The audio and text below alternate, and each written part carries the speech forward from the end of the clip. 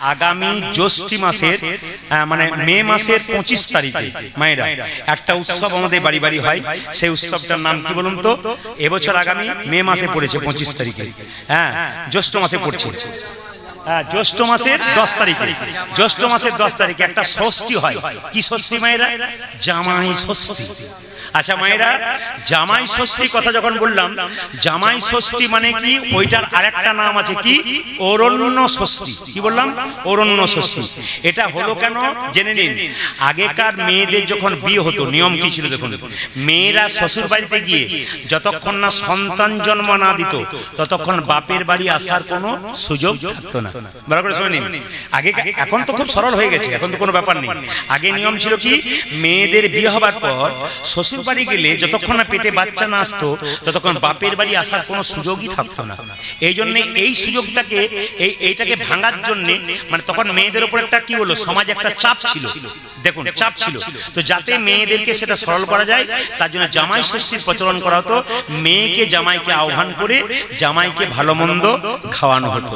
মায়েরা, জামাই ষষ্ঠীর যে ডালা তাতে কাঁঠাল পাতার উপরে 7টা, 5টা এবং 9টা এই বীজোর ফল কিন্তু রাখতে হয়। তার মধ্যে একটা ফল আছে, ফলটা করমচা ফল নাকি, করমচা ফল বলে একটা ফল আছে, ওই ফলটা কিন্তু দিতেই হবে। দেখবেন সুতো দেওয়া হয়, হলুদ, তেল এবং দই দিয়ে একটা সুতোকে জামাইয়ের হাতে বাঁধার জন্য, জামাই ষষ্ঠী করার জন্য সুতোটাকে রাখা হয়। যারা জামাই ষষ্ঠী করতে গেছেন তারা বুঝতে পারছেন। আর জামাই ষষ্ঠী একটা, আর জামাই ষষ্ঠী একটা গল্প আছে আপনাদের বলে দিই। বেনে বাড়িতে ছোট বউ সব কিছু খেয়ে নিত, বিড়ালের নামে দোষ দিত, বলে বিড়ালে খেয়ে চলে গেছে। মায়েরা, সবাই বাড়ির লোক বিড়ালটাকে দোষ দিত। একদিন বেনে বাড়ির ছোট বউ যখন পরপর 7টা বাচ্চা হলো 7 বছরে, সব বাচ্চাগুলোকে নিয়ে বনে চলে গেল। বেনেদের ছোট বউ খুব চিন্তা করছে, কাঁদছে, বনে বনে ঘুরে বেড়াচ্ছে। তখন মা ষষ্ঠী কি করলেন আর বললেন, শোন আজকে তুই অরণ্য পুজো কর, তাহলে দেখবি তোর সন্তান তুই আবার ফিরে পাবি, কারণ তুই সবসময় আমার বাহনকে, মায়েরা বলুন তো মা ষষ্ঠীর বাহনকে যেটা বলুন, মা বিড়াল। দেখবেন রাস্তা দিয়ে যখন আপনার সাইকেল মোটরসাইকেল নিয়ে যাচ্ছেন, কেউ বিশ্বাস করুন না করুক, ওগুলোকে যাই মনে কুসংস্কার মনে করুক, কিন্তু প্রাচীন লোকেরা বলেছেন, মেনে দেখে নেবেন আপনারা, রাস্তা দিয়ে পেরোচ্ছেন মোটরসাইকেল নিয়ে, বিড়াল পেরিয়ে গেলে চুপচাপ দাঁড়াবেন। কেন? এর পরে যে পেরোবে তারপর আপনি পেরোবেন। তাহলে প্রশ্ন করবেন, যে পরে পেরোবে তার বিপদ হোক, আমার হবে না? না, যে চোখে দেখতে পাবে যে বিড়াল পেরিয়ে গেল সে কিন্তু দাঁড়াবে, যে দেখতে পায় না সে পেরিয়ে গেল, তার বিপদ হবার চান্স নেই। কিন্তু যে দেখলো যে পেরিয়ে গেল তাকে কিন্তু বিড়ালটা পেরিয়ে, মানে মা ষষ্ঠী যেন বলতে চাই একটু থেমে যাও, মা ষষ্ঠীর বাহন বলতে চাই একটু থেমে যাও। ওই জন্য মায়েরা, আপনার জামাই ষষ্ঠীর দিনে কতগুলো নিয়ম আছে, যে নিয়ম আমাদের সমাজে পূর্বপুরুষরা করেছেন সেগুলো মানবেন, দেখবেন আপনার জীবন সুন্দর হবে। জামাই ষষ্ঠী আগামীতে জ্যৈষ্ঠ মাসের 9 তারিখে রাত্রে 1টা পরে লাগছে, আর 10 তারিখে সারাদিন রয়েছে। এই নিয়মগুলো আপনারা পালন করুন, আপনাদের জীবন সুন্দর হবে। আজকে কীর্তনের এই জায়গাতে এত ভক্তের সমাগম আপনাদের হয়েছে। যারা দাঁড়িয়ে আছেন, যারা বসে আছেন, তাদের কাছে প্রদীপ ফল একটা নিবেদন রইল। আপনারা মা বাবাকে কেউ কাঁদাবেন না। স্বয়ং মহাপ্রভু শিখিয়ে দিয়ে গেছেন যে ঘর থেকে বেরোনোর সময় মা বাবাকে প্রণাম করে বেরোতে হয়, আর যখন আবার ঢুকবেন তখন প্রণাম করে ঢুকতে হয়। যদি আপনার বাবা মা না থাকে তাহলে ছবিটা যে টাঙানো আছে না, আপনি প্রণাম করে বেরোবেন, আবার ঢুকবার সময় প্রণাম করবেন। কেন বলুন তো? ভগবান শ্রীকৃষ্ণ বলেছেন, প্রথম গুরু পিতামাতা যার থেকে জন্ম পেলি তাকে যদি সম্মান দিস তুই সম্মান পাবি, কৃপা পেয়ে যাবি।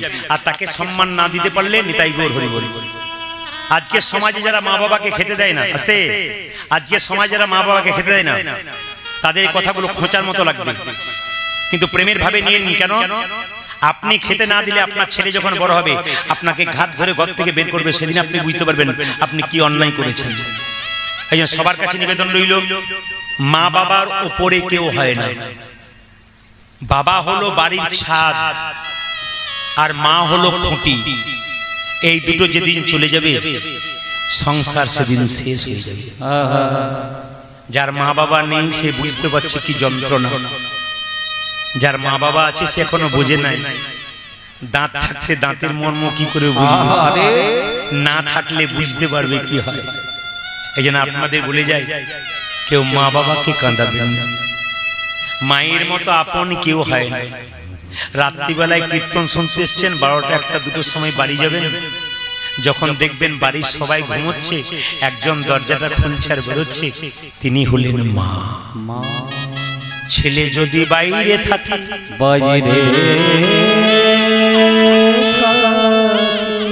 মা কি কখন ঘুমাতে পারে? এই কীর্তন হচ্ছে এরকম জিনিস।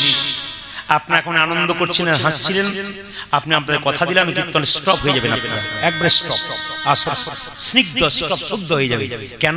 এমন কথা বলবো যে কথাতে বশ হয়ে আপনারা স্টপ হয়ে যাবেন। মায়ের মতো আপন কেউ হয়, মায়ের মতো আপন কেউ। তুমি যখন মায়ের পেটে ছিলে, মা যে কত যন্ত্রণা পেয়েছে তুমি তো অনুভব করতে পারো না। কত দেবে দেবের মন্দিরে মা কেঁদে কেঁদে বলেছে, ঠাকুর একটা সন্তানের মা হলে আমি আর কিছু চাই না, আমি যে আর কিছু চাই না। ছেলে যদি বাড়িতে রাগ করে না খায়, বাড়ির সবাই পেট ভরে খায়, কিন্তু বাবা মা যদি বেঁচে থাকে, অনাহারে চুপ করে বসে থাকে, খোকা না এলে আমি খাবো না, সে খাবারে আমারে মুখে দিয়ে আরে হবে না। মায়ের মতো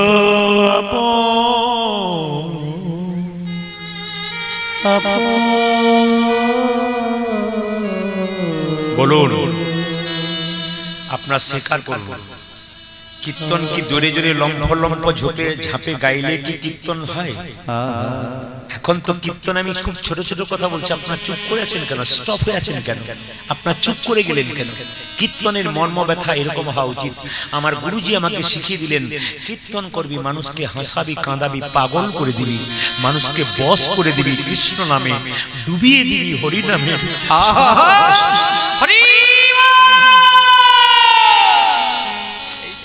মা বাড়িতে রান্না করে,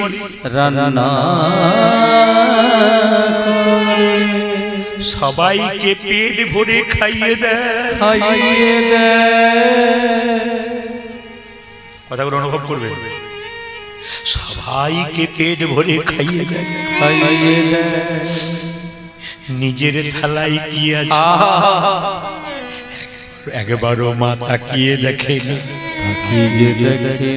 আমরা যারা খেয়ে চলে যাই, তারাও একবার বলি না, মা তোমার পাতাতে আছে কিনা। আমরা সবাই খেয়ে যাই, কিন্তু কেউ কোনোদিন মায়ের দিকে তাকায় না। মায়ের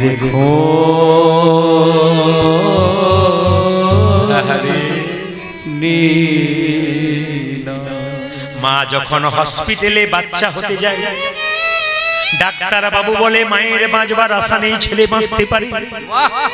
মা যদি জানতে পারে আমি মরে যাব, মৃত্যুর আগে ডাক্তার বাবু কি সারা করে ডেকে বলে, ডাক্তার বাবু আমি যদি মরে যাই মরে যাব, মৃত্যুর আগে আমার খোকাকে দেখে যেন মরতে পারি, তবে আমার মরাতে শান্তি হবে। মা ছাড়া পৃথিবীতে এত বড় কথা কেউ বলতে পারে না।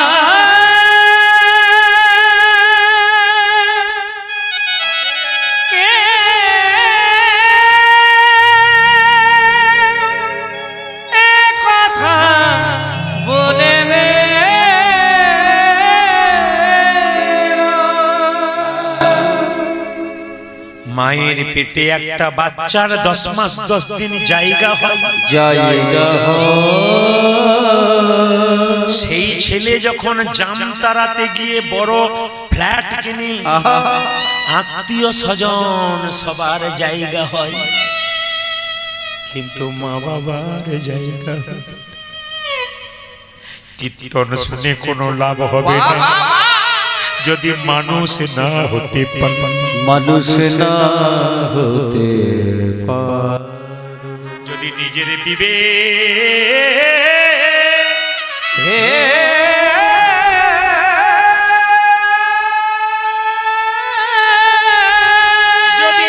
যদি নিজের বিবেক কেউ জাগাতে না পারলে, না পারো, মানুষ হতে না পারলে আগে মানুষ হও, তবে কীর্তন শোনো। কীর্তন এরকম অসুরকে মানুষ করে দেয়, কীর্তন এরকম মাতালকে ভালো করে দেয়, কীর্তন এরকম করে দেয় চোরকে সাধু করে দেয়। আমি বহু আসরে কীর্তন করতে গেছি, বহু মানুষ আমাকে এসে বলে আমি মায়ের কোল থেকে বাচ্চাকে কেড়ে ফেলে দিয়েছি, এত ডাকাতি করেছি দাদা, চায়ের দোকানে আপনার ক্যাসেট চলছিল, শুনতে শুনতে আমি মনে মনে ভাবলাম কি অন্যায় করেছি, আমি পরিবর্তন হয়ে গেলাম দাদা, আমি গলাতে মালা নিয়েছি আপনার জন্য নিয়েছি, চৈতন্য ফিরিয়ে দিয়েছি। কীর্তন হচ্ছে এরকম, সমাজ পরিবর্তন করতে হবে, মানুষের চৈতন্য জাগাতে হবে, অসভ্যতাগুলোকে দূর করতে হবে, সভ্য করতে হবে, আধুনিক ছেলেদের মানুষের মতো মানুষ করতে হবে। নিজের সন্তানকে আপনি মনে মনে ভাবছেন প্রচুর টাকার মালিক করলাম, কিন্তু সন্তান মাতাল হলো না ভক্ত হলো, এই দিকে তাকাতে হবে। সন্তান যদি ভক্ত হয় আপনার মৃত্যুর পর ভালো কাজ করবে। মায়ের মতো আপন কেউ হয় না, কেউ হয় না। জেনে নিন আপনারা, বাবা যদি কাজে যায়, স্ত্রী কি বলে? আপনার স্বামী যাচ্ছে কাজে, স্ত্রী কি বলে শুনছো? আমার বাবা আসবে এক ধরে হাট এনো। মেয়ে কি বলছে? বাপি হাত ঘড়িটা এনো। ছেলে কি বলছে? ও বাপি মোবাইলটা এনো। সবাই বলছে এই এনো সেই এনো, সবার দাবি আছে। একজন গলায় কাপড় দিয়ে দরজায় দাঁড়িয়ে দাঁড়িয়ে বলছে খোকারে সাবধানে যাবি আর সময় মতো খাবি, একমাত্র মা ছাড়া পৃথিবীতে এত বড় কথা কেউ বলতে পারে না।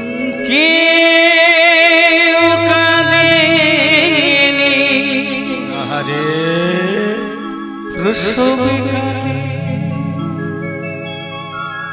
কেঁদেছিল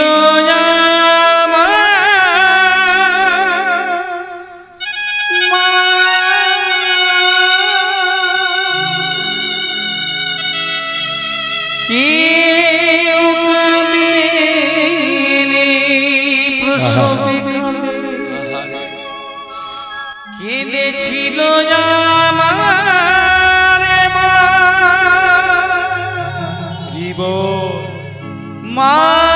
মায়ের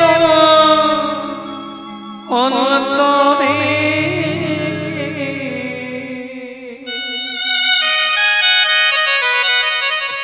ব্যথা দিও না।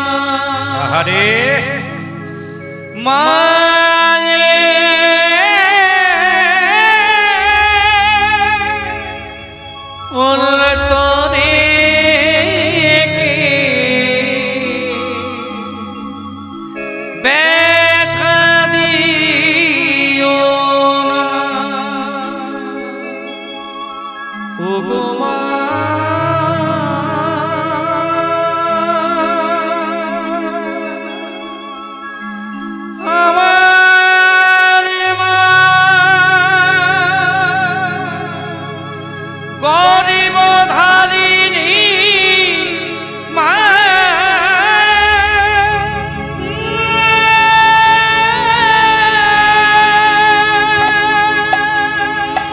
ছোট ছোট বাচ্চা মেয়েকে ছোট থেকে দোকানে গিয়ে খাটো খাটো কাপড় কিনে দেবেন না। বারবার বলে দিলাম, ছোট ছোট বাচ্চাকে বাজারে গিয়ে ছোট ছোট কাপড় কিনে দেবেন না। ওই ছেলে যখন বড় হবে তখন দেখবেন ওই মেয়েটার বাবাকে ডাকবে না, নিজে বাজারে গিয়ে খাটো পোশাক পরে বাবার সামনে দাঁড়াবে, বাবার লজ্জায় তার শরীরের দিকে মুখের দিকে তাকাতে পারবে না। এমন বাচ্চা আপনারা জন্ম দিবেন না, এমন মেয়েকে আপনারা খাটো পোশাক দেবেন না। ওই মেয়ে যখন খাটো পোশাক পরে রাস্তা দিয়ে যাবে, আমাদের এখন সভ্য সমাজ আমরা মনে করি এই সভ্য সমাজে অসভ্য হয়ে যাচ্ছে। এত খাটো খাটো পোশাক, এত ছোট ছোট কীর্তন শুনে কি লাভ আছে যদি নিজের পোশাকটাই ঠিক করতে না পেরেছি? খাটো খাটো পোশাক পরে রাস্তা দিয়ে চলে যাচ্ছে, মেয়ে কিডন্যাপ হচ্ছে। মেয়ে কিডন্যাপ হয়ে গেল তখন বাবা প্রশাসনকে দোষ দিচ্ছে, সরকারকে দোষ দিচ্ছে। কেন দোষ দিচ্ছেন? মেয়ে যখন ফিরে এলো তখন বাবা মেয়েকে চড় মারছে। কোথায় ছিল তখন? মেয়েকে চড় মারার আগে নিজের গালে চড়টা মারুন। আপনি আপনার মেয়েকে তৈরি করে দিয়েছেন বলে এই মেয়ে আজকে এই জায়গায় তৈরি হয়ে গেছে। আপনাদের কাছে নিবেদন রইল, শুধু কীর্তন শুনলে হবে না, কীর্তন এরকম নয়। কীর্তন সমাজ পরিবর্তন, মানুষের চৈতন্য পরিবর্তন। আগে মানুষ হওয়া লাগবে, দেখবেন কীর্তন শুনে আপনি শান্তি পাবেন। আপনাদের বস্তিপাড়া যদি বাবার মন্দিরে গান করতেছে, একটা ভালো কথা শুনলাম, বলবো না বাদ দিল? না না, বলে বলে এখানে কোনো মাতাল নাই। না না, কেউ মদ খায় না, এখানে কেউ মাতাল নাই।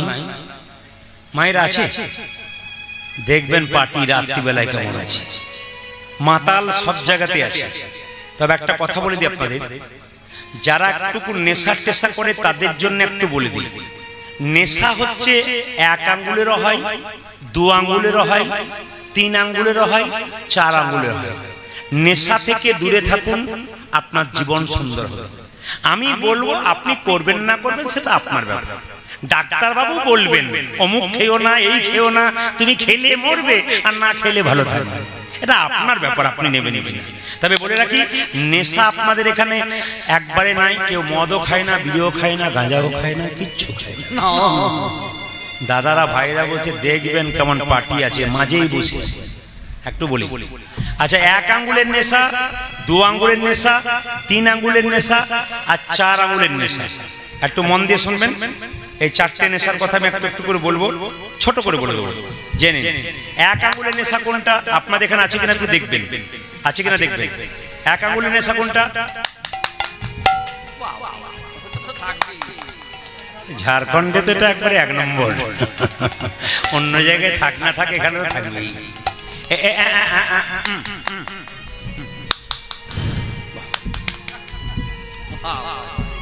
আমি কিন্তু দেখি কিন্তু করি না। আর 2 নম্বর নেশা কোনটা বলুন তো? কি সুখটান, এ 2 নম্বর নেশা, আপনারা বুঝতে পারছেন। আর 3 নম্বর নেশা কোনটা বলুন তো?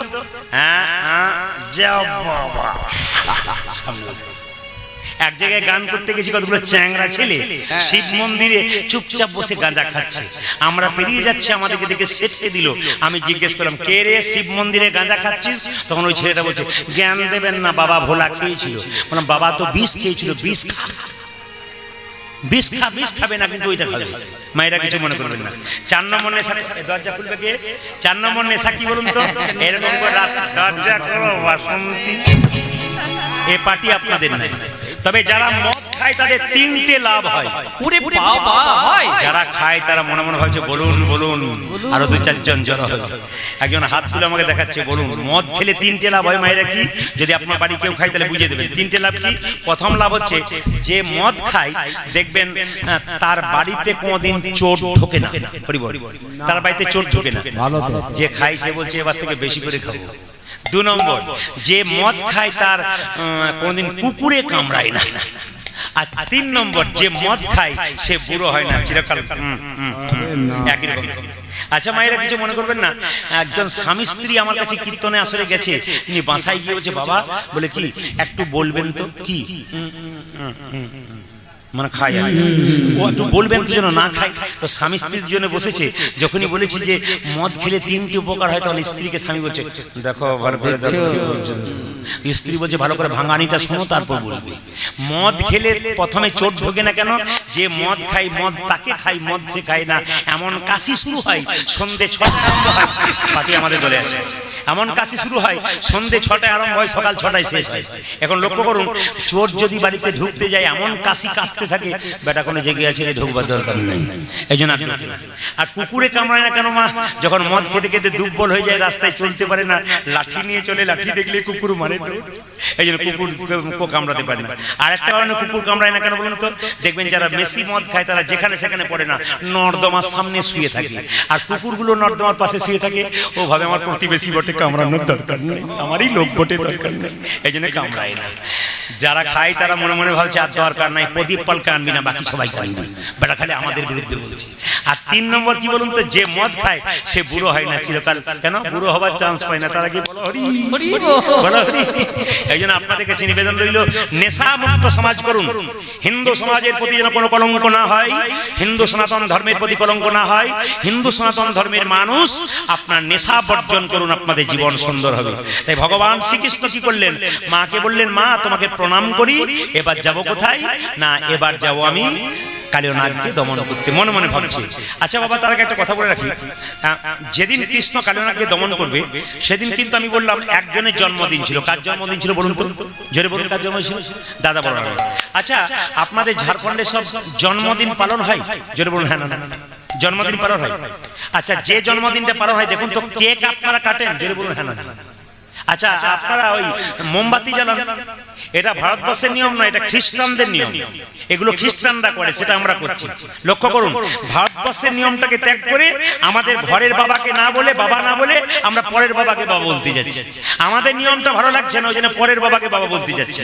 কিরকম দেখুন, যখন দেখবেন ছেলের মেয়ের জন্মদিন পালন হচ্ছে, আমি তো প্রায় জায়গাতে যাই, কেকটা বড় করে লম্বা করে, আহা, কেকটাকে ভালো করে কেনে 200, 250, 300 টাকার মোমবাতি জ্বালাই নিয়ে কি বলে, হ্যাপি বার্থডে টু ইউ ফুস। একটি ডিজাইনের বার্থডে পালন করে না, লজ্জা লাগা উচিত। আপনারা উচিত শিক্ষা আমি বলে দিই, আপনারা একজন হাত তুলে বলুন তো, মোমবাতি জ্বালানো নিভানো হয় কেন? কেউ জানে না। আপনি কেক কাটবেন কেন? কেউ জানে না। এগুলো সব লোকের দেখে দেখে করে। আমাদের এত বড় আসরে এতজন দাঁড়িয়ে আছেন, একজন হাত তুলে হিম্মত করে বলুন তো, কেক কেন কাটা হয়, মোমবাতি কেন নেভানো হয়? আপনার লজ্জায় পড়বেন বললে। এক জায়গায় গান করতে গেলাম, মাস্টার মশাই বলছে আমার নাতিরা জন্মদিন, আপনি একবার আসবেন তো। তো গেলাম ওনার বাড়িতে, নাতির জন্মদিন পালন হচ্ছে, ওই একই হ্যাপি বার্থডে টু ইউ ফুস হয়ে গেল। শেষে দেখতে পাচ্ছি কি জানেন মায়েরা, আমি মাস্টার মশাইকে জিজ্ঞেস করলাম, মাস্টার মশাই এই যে ছেলের নাতির জন্মদিনে আপনি কেক কাটলেন আর মোমবাতি জ্বালালেন, নিভিয়ে দিলেন, এটার মানে কি? তোর মাস্টার বলছে ওই পাশের বাড়ির সব করছে তাই করছে আর কি। মানে ভদ্রলোক নিজেও জানে না আমরা যে কি করছি, আমরা যে কি করছি আমরা নিজে জানি না। সনাতন ধর্মের নিয়ম বলছে না। মায়েরা বলুন, কেকের মধ্যে কি থাকে? জোরে বলুন। কেকের মধ্যে ডিম থাকে। আপনার বাচ্চা শুভ কাজে যাচ্ছে তখন ডিম দিচ্ছেন না, আর শুভ জন্মদিনে আপনি ডিম দিচ্ছেন কি করে? বিচার করবেন, কথাগুলো তারপর করবেন। প্রদীপ পালের খোঁচাগুলো নেবেন, তারপর জেনে নেবেন আমি কেমন খোঁচা দিলাম, এই খোঁচাগুলো নিয়ে কাজ করবেন। আপনার ছেলে শুভ দিনে আপনি ডিম দিচ্ছেন না, আর যখন কেক কাটছেন তখন ডিম দিচ্ছেন কেন? 2 নম্বর, মোমবাতি জ্বালাবেন, নেভাবেন কেন? ছেলের দীপ্ত জ্বলবে। সনাতন ধর্ম কি শিক্ষা দিল দেখুন। সনাতন ধর্ম বলল, কেক কাটা নয় রে ভাই, এক থালা পরমান্ন পায়েস তৈরি করো, ওই পায়েসটা তৈরি করে ভগবানের চরণে তুলে পত্র দিয়ে বলো, হে গোবিন্দ, এটা তোমার সেবায় লাগালাম, এ প্রসাদ আমার ছেলেকে দেব, যেন আমার ছেলে ভক্ত এবং প্রসাদ ভোজি হয়। আর আপনি কি করবেন? প্রদীপটা জ্বালাবেন। আপনি কি করবেন? আপনি ইয়ে করবেন না, কি বলে, আপনি মোমবাতি জ্বালাবেন না, নেভাবেন না, আপনি কি করবেন? প্রদীপটাকে জ্বালাবেন। কেন? ভগবানের কাছে বলবেন ঘিয়ের প্রদীপটা জ্বালিয়ে, হে প্রভু, ঘিয়ের প্রদীপ যেমন জল করে জ্বলছে, আমার ছেলের জীবন প্রদীপ যেন দীর্ঘদিন ধরে জল করে জ্বলে। আচ্ছা বলুন তো, সনাতন ধর্মে কত সুন্দর শিক্ষা রয়েছে। আমরা কোন লজ্জার দিকে যাচ্ছি, কোন নরকের দিকে যাচ্ছি, কোন নোংরামর দিকে যাচ্ছি আমরা মানেই বুঝি না, অথচ আমরা অন্যায় করে যাচ্ছি। এই অন্যায়গুলোকে ঠিক করুন, তবে সনাতন ধর্ম বাঁচবে, নইলে বাঁচবে না। তাই সনাতন ধর্মের মানুষের কাছে নিবেদন, আপনারা অবাক হয়ে যাবেন। আমি এক জায়গায় বলেছিলাম, ছেলের জন্মদিন পালন করছেন, ছেলের অন্নপ্রাশন করছেন, 25টা পাখি কাটছেন, 4টা ছাগল কাটছেন। আচ্ছা বলুন তো, আপনার ছেলের জন্মদিন করছেন ছেলেকে বড় করবার জন্য, আর 4টা ছাগল কাটছেন, 25টা পাখি কাটছেন, তাদের কি সেদিন বাঁচার আশা নেই? আপনার ছেলের বাঁচার জন্য তাদের মৃত্যুবরণ করতে হচ্ছে। আপনারা মাথায় রাখবেন মায়েরা, এই কথাটি শোনার পর ছোট ছোট বাচ্চাগুলো তার মাকে বলে, মা আমার যেদিন জন্মদিন হবে তোমরা 50টা লোককে খাওয়াবে, কোনো ছাগল কাটবে না, কোনো পাখি কাটবে না। কেন? কারো রক্ত কিন্তু আমার জন্মদিনের জন্য দেখতে না পাই। আপনাদের সন্তানকে সেরকম তৈরি করুন যেন গর্ব করে বলতে পারে, আমার জন্মদিনে আমাদের বাড়িতে কোনো উৎসবে কোনো পশু পাখির রক্ত যেন না যায়, কারো যেন প্রাণ না যায়। একজনের প্রাণ হত্যা করে আপনি কি করে ভাবতে পারেন আপনার ছেলের প্রাণকে জীবিত রাখবেন? সে যখন প্রাণ যাবে মৃত্যুর আগে কেঁদে কেঁদে বলবে, হে জীব, একজনকে বাঁচানোর জন্য আমাদের প্রাণ নিচ্ছ, তোমরা খাবে। একদিন তোমরা যখন পরের জন্মে জন্ম নেবে, আমরা তোমাদের জায়গায় যাব, তোমাদের প্রাণ আমরা নিজের হাতে নেব। ওই জন্য আজকে আপনার, কালকে ওর। তবে যেভাবে আজকে এটে সেটে বসছেন, আমি সিদ্ধান্ত নিয়ে বসে আছি, আজ আমি 3টে পর্যন্ত কীর্তন করবো। রাজি আছেন? তিনটে মানে আমি ভোর 3টে বলি না, 3 ঘন্টার কথা বলেছি। তাকিয়ে দেখুন ঘড়ির কাঁটা কখন ছুটে গেছে। যেটা বলুন, হ্যাঁ, রাধা রানী কি, শ্যাম সুন্দর কি, মদন মোহন কি, হরিবাসর কি। ফাঁকে ফাঁকে একটা কথা বলি, এই মা যশোদাকে কৃষ্ণ প্রণাম করলো। আপনাদের কাছে নিবেদন রইল, প্রণাম আপনারা করবেন। এদিকে তাকান, প্রণাম কাকে করবেন? প্রণাম করতে হয় মায়েরা কিন্তু প্রণাম করবেন, উপর হয়ে লম্বা হয়ে প্রণাম কিন্তু আপনারা জীবনে করবেন না। বাবারা কিন্তু প্রণাম করবেন। আপনাদের প্রণামটা কেমন হবে আমি বলে দিই।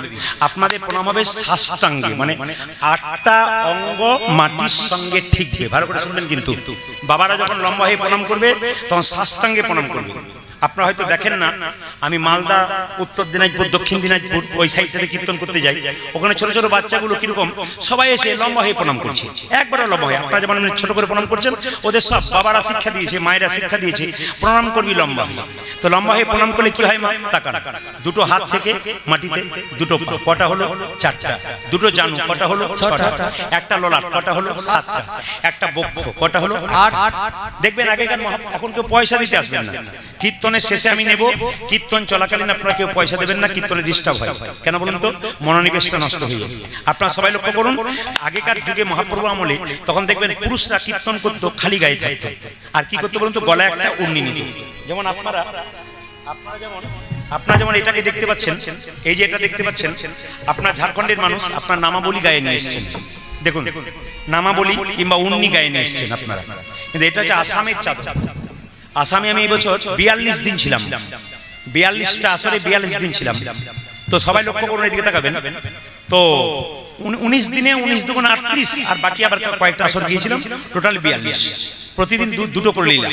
তো লক্ষ্য করুন, আমার দিকে তাকাবেন, ওদের কিন্তু নিয়ম হচ্ছে সবাই গেলে কিন্তু ওরা এই চাদরটা দেয়। আপনারা যেমন গলায় উন্নি দিচ্ছেন, ওরা কিন্তু চাদর, এই চাদরটার দাম শুনলে চমকে যাবে। এটার দাম 3000 থেকে 3100 টাকা, এইটুকু চাদরটার দাম। কিন্তু প্রধানমন্ত্রী গেলেও দেবে, মুখ্যমন্ত্রী গেলেও দেবে, গুণী ব্যক্তি গেলে দেবে। তা আমরা যখন আসাম, কোচবিহার, জলপাইগুড়ি গান করতে গেলাম, আসামের মানুষ দেখেই কিন্তু প্রথমে বরণ করবার সময় সবাই এরকম করে একটা করে চাদর দিয়েছে। এবং ওনারা আমাকে বলেছেন যে প্রদীপবাবু ইউটিউবে দেখতে চাই আপনি আমাদের আসামের চাদরকে নিয়ে একটু গান করছেন, তাহলে আমরা খুশি হব যে আসামের জিনিসটাকে ব্যবহার করে আপনি জগৎকে দেখাচ্ছেন। ওই জন্য আমি মাঝে মাঝে আসামের চাদরটাকে নিয়ে এখানে আসি। এটা ওদের বিনয়ী ভাব। আপনারা যেমন নিয়েছেন, ভাইয়েরা নিয়েছে, এটাকে নেওয়ার মানে কি? বিনয়ী ভাব, বিনয়ী ভাব। তো লক্ষ্য করুন, 8টা অঙ্গ মাটির সঙ্গে ঠিকবে। আর মায়েরা পঞ্চাঙ্গে প্রণাম করবেন, হাঁটু গেড়ে প্রণাম করবেন। আপনাদের বক্ষ কিন্তু মাটিতে ঠিকবে না, আপনাদের বক্ষ যুগল কিন্তু মাটিতে ঠিকবে না। কি করে ঠিকবে? আপনার তাকান, আপনার হাঁটু গেড়ে প্রণাম করবেন পঞ্চাঙ্গে, কপাল ঠিকবে মাটিতে, আর কি ঠিকবে মা? 2টো হাত, 2টো পা, এই 4টে, আর কপাল। হ্যাঁ, এখন আমি আর কারো পয়সা নেবো না, তবে ললিতা বিশাখা দুজনের পয়সা আমি নেবো, কারণ ললিতা বিশাখা উঠে আসছে, ওদের পয়সা আমি নেবো। বুঝতে পেরেছেন তো? ললিতা বিশাখা এসেছে, ওদের পয়সা নেবো, বাকি কারো নেবো না। হ্যাঁ, ললিতা বিশাখা চলে এসেছে, ললিতা বিশাখার জন্য উলুধ্বনি দিয়ে দিন তো। হ্যাঁ, এইটা ললিতা, এইটা ললিতা, এটা বিশাখা। বেশ, ঠিক আছে, ভালো থাকো। হরে কৃষ্ণ। একবার জোরে বলুন। হ্যাঁ, ঠিক আছে। রাধা রানী কি, শ্যাম সুন্দর কি, মদন মোহন কি। আচ্ছা, এবার বলে দিই, আপনারা সবাই শুনবেন। প্রণাম কিন্তু এইদিকে, প্রণাম কিন্তু আপনারা করছেন, ভুল করছেন। কিরকম? বাবার মন্দিরে প্রণাম করছেন, কৃষ্ণের মন্দিরে প্রণাম করছেন, 2টো প্রণাম আলাদা হবে। দেবতার মন্দিরে প্রণাম আলাদা, ভগবানের মন্দিরে প্রণাম আলাদা। কিরকম? ভগবানের মন্দিরে প্রণাম করবেন বাঁ দিকে রেখে, ভগবানকে বাঁ দিকে রেখে খুব মাথা রাখবেন, কৃষ্ণ বিষ্ণু নারায়ণ মহাপ্রভু মন্দিরে প্রণাম করবেন, সবসময় ভগবান যেন বাঁ দিকে থাকে এরকম প্রণাম করবেন। আর দেবতা যদি এইদিকে মন্দির থাকে আপনি প্রণাম করবেন ডান দিকে রেখে, মা কালী, মা মনসা, দুর্গা, শিব সব ডান দিকে। আমি যখন মন্দিরে গিয়েছিলাম, যারা আমাকে লক্ষ্য করেছেন তারা লক্ষ্য করেছেন, দেখবেন যখন আমি বাবাকে প্রণাম করলাম তখন ডান দিকে রেখে, আবার যখন নিত্যানন্দ মহাপ্রভু অদ্বৈত সুভাষ গদাধরকে প্রণাম করলাম তখন কিন্তু বাঁ দিকে। এগুলো জানতে হয়, কীর্তন শুনতে আসা মানে কি এগুলোকে জানতে হবে, শাস্ত্রের জিনিস জানতে হবে। তো সবাই লক্ষ্য করুন আপনারা, প্রণাম হচ্ছে ওটা 2 নম্বর। 3 নম্বর প্রণামটা কি, দক্ষ রাজা যখন রাজসভায় প্রবেশ করেছিল তখন দেখবেন সবাই তাকে প্রণাম জানিয়েছিল, একজন জানায় না, কি বলুন তো, তার জামাই, কি নাম, বাবা ভোলা। সবাই জানেন যে জানা নাই, কিন্তু বাবা ভোলা ধ্যানমগ্ন ছিল, তিনি বাবা ভগবানের ধ্যান করতেন, হঠাৎ এরকম করেছিলেন। এটা 3 নম্বর প্রণাম। আপনার দূর থেকে কেউ যদি প্রণাম না করতে পারেন আপনি এরকম নমস্কার করে প্রণাম করতে পারেন, এটাও হতে পারে। আর 4 নম্বর প্রণাম কোনটা বলুন তো, কেসি পালের ফোল্ডিং ছাতার মতো ফোল্ডিং প্রণাম। তার মানে কি, স্কিন টাচ প্রণাম। হাঁটুতে করছে না, পেটে করছে না, পায়ে করছে, কিছু বুঝতে পারছি না, স্কিন টাচ প্রণাম, এ প্রণাম আছে। আচ্ছা আপনাদের একটু বুঝিয়ে দিই, পায়ে কেন প্রণাম করবেন, মাথায় করলে হয় না? আমরা দেখবেন সবাইকে পায়ে করি, মাথায় প্রণাম করলে কি দোষ আছে? শরীরে প্রণাম করলে কি দোষ আছে? কেন পায়ে প্রণাম করব, মাথায় করলে হয় না? খুব দামি যুক্তি কিন্তু। অনেকে, একটা বাচ্চা ছেলে আমাকে প্রশ্ন করেছিল, আচ্ছা মাথায় কেন প্রণাম করব না, পায়ে কেন করব, পায়ে কেন করা হলো, যুক্তি দেখাও। মায়েরা, পেটের মধ্যে যখন বাচ্চা থাকে মাথাটা নিচের দিকে, পাটা উপর দিকে। 7 মাস বয়সে আমাদের সাত খাওয়াতে যাওয়া হয়, কৃষ্ণ তখন গর্ভের মধ্যে আমাদের দেখা দেয়। আচ্ছা বলুন তো মা, কৃষ্ণ যদি গর্ভের মধ্যে সবাইকে দেখা দেবে 7 মাস বয়সে, তাহলে কৃষ্ণ নিচের দিকে বসবে না পাটার উপরে বসবে? জোরে বলুন, কোথায় বসবে? কৃষ্ণ কিন্তু মাথা যদি নিচে থাকে, পা যদি উপরে থাকে, কৃষ্ণ পায়ের উপরে বসবে। এবার দেখবেন কৃষ্ণের বসার জায়গা পদ্মাসন। পদ্মের গায়ের রং কেমন? লাল। ছেলে কালো হোক আর পরিষ্কার হোক, পায়ের রংটা কেমন? জোরে বলুন, লাল। ভগবান পায়েতে বসেছিল, তাই আমরা প্রণাম কিন্তু সবাইকে পায়েই করে থাকি। যুক্তিগুলো জেনে নেবেন, আপনাদের কাজে আছে। তবে আপনাদের এখানে একটা জিনিস দেখলাম, যেটা স্বীকার করে যায়, আপনাদের এখানে শ্রোতা দেখলাম। তো প্রশ্ন করবেন, প্রদীপবাবু 40,000, 30,000, 20,000 শ্রোতা দেখেন, আর আমাদের এই শ্রোতা দেখে আপনি শ্রোতা বললেন কেন? আমি সত্যি শ্রোতা দেখলাম। আসলে শ্রোতা হচ্ছে 3 রকমের, সব জায়গাতে তাই। শ্রোতা 3 রকমের। কিরকম ধরুন, প্রথম শ্রোতা হচ্ছে যারা দেখবেন মন দিয়ে শুনে, তাদের শ্রোতা বলে। আমি তো কীর্তন করছি, ডান দিকে তাকাচ্ছি, বাঁ দিকে তাকাচ্ছি, অনেক দিকে তাকাচ্ছি, দেখতে পাচ্ছি খুব মন দিয়ে শুনছে। এরা কারা? এরা শ্রোতা। এরা পাশে কি করছে, পাশে কে কোথায় দাঁড়িয়ে আছে এদিকে তাকাচ্ছে না, চুপচাপ তাকাচ্ছে, এরা হলো শ্রোতা। আর শ্রোতা কারা বলুন তো? চল প্রদীপ পালকে ইউটিউবে দেখেছি, 1 ঘন্টা দেখে আসি। 1 ঘন্টা জায়গায় 2 ঘন্টা হলো, তখন হচ্ছে চ ও তো গেল 4 জনকে নিয়ে গেল, এর নাম শ্রোতা। এটা আপনাদের এখানে নাই, এটা শ্রোতা। আর শ্রোতা কাকে বলুন তো? শ্রোতা, শ্রোতা মানে কীর্তন শুনতেছে, ওকে পুচ্ছতে জরা। আপনাদের এখানে পার্টি নাই তা বলবো না, 2-4 জন মা, কিন্তু কিছু মনে করবেন না, মায়েদের একটা ভালো নিয়ম আছে, কি বলুন তো, যদি